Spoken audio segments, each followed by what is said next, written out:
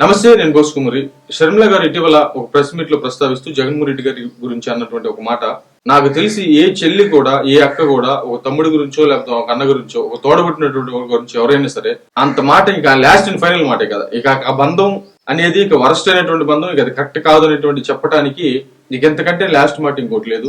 అలాంటి అన్నంతో మా దురదృష్టం అనేటువంటి విధంగా మాట్లాడటం అనేది ఇంకంతకంటే జగన్మోహన్ రెడ్డి గారికి ఇక వేరే విధానం లేదు. ఎందుకంటే ఇద్దరు చెల్లెళ్ళకి అన్యాయం చేసి, ఒక చెల్లి పని చేసింది, ఒక చెల్లి నిన్ను ముఖ్యమంత్రి చేయటానికి కష్టపడింది, ఒక చెల్లి వాళ్ళ నాన్న కోల్పోయి నాకు న్యాయం చేయమంది.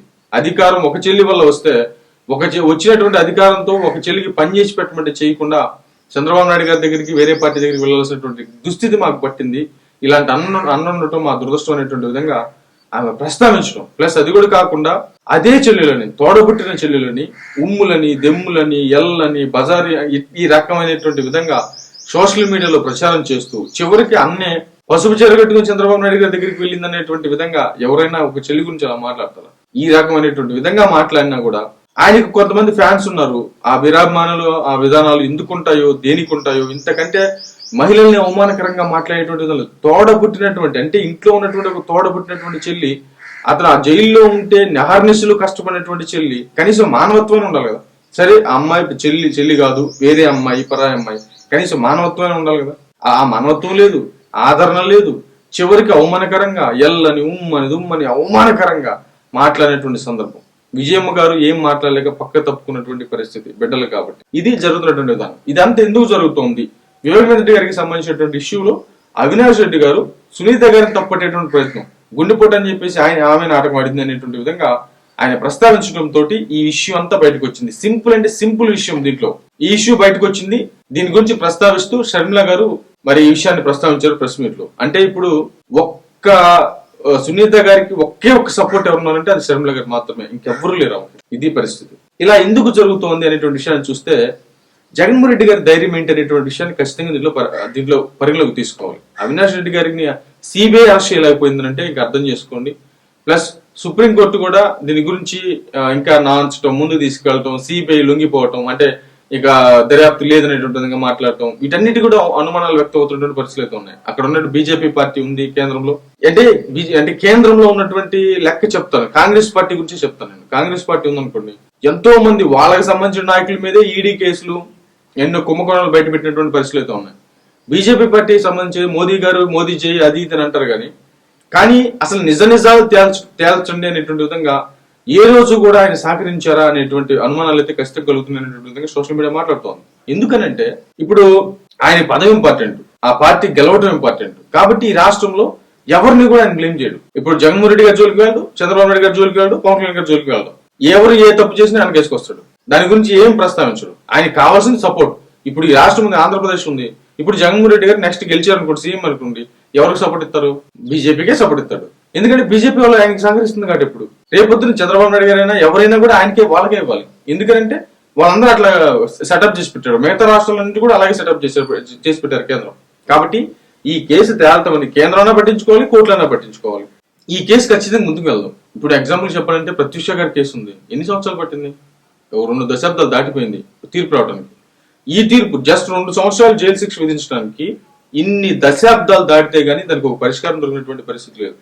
అలాగే వివేకానంద రెడ్డి గారు అయితేంది, సామాన్యుడు అయితేంది, ఎవడైతే ఏంది, మామూలుగా అది పోయి అక్కడ పడిపోయిన తర్వాత అది ఎప్పుడు తేలుతుందో, ఎలా తేలుతుందో తెలియదు. ఒక సామాన్యుడు ఉన్నాడు, ఒక లోకల్ కోర్టుకు వెళ్తాడు, వాడు ఏదో నేరం చేశాడు, వాడికి 2 సంవత్సరాలు, 3 సంవత్సరాలు, 4 సంవత్సరాలు జైలు శిక్ష విధించారు, ఏదో ఫైన్ విధించారు అని చెప్పి మనం వార్తలు వింటుంటాం. పలానాడు ఇలా చేసేటాలని చెప్పేసి మనం వింటుంటాం.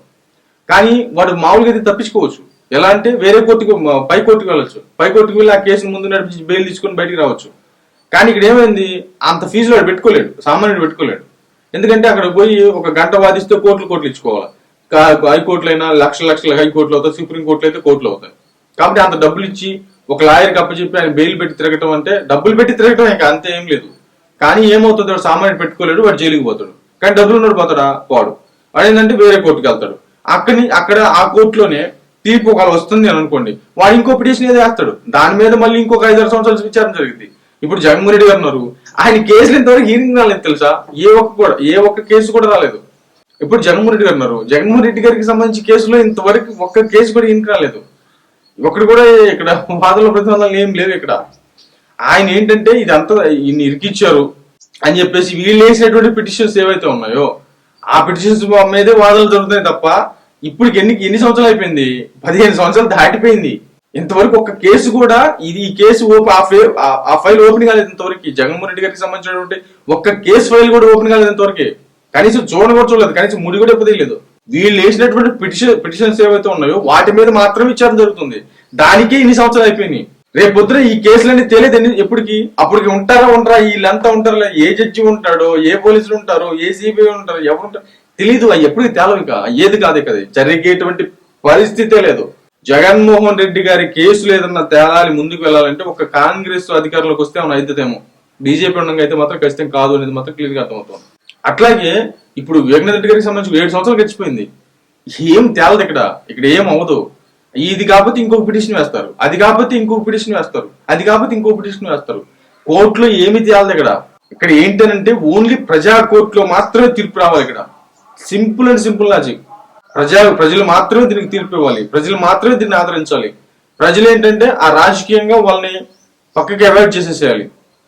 దాని ఓన్లీ వాళ్ళకి శిక్ష విధించగలిగేది ఓన్లీ ప్రజలు మాత్రమే. కోర్టులు గిట్లు ఏమి చేయలేవు. అది ఎప్పటికి తేలుతుందో ఎవడికి తెలియదు. కాబట్టి ఏమైతుందో చూడాలి. ఒక చెల్లి అయితే మాత్రం ఖచ్చితంగా ఇంతకంటే ఒక అన్నని అవమానకరంగా మాట్లాడేటువంటి మాట అయితే నాకైతే దొరకలేదు. బట్ మీరేమంటారు? మీ అభిప్రాయం తెలియజేయండి.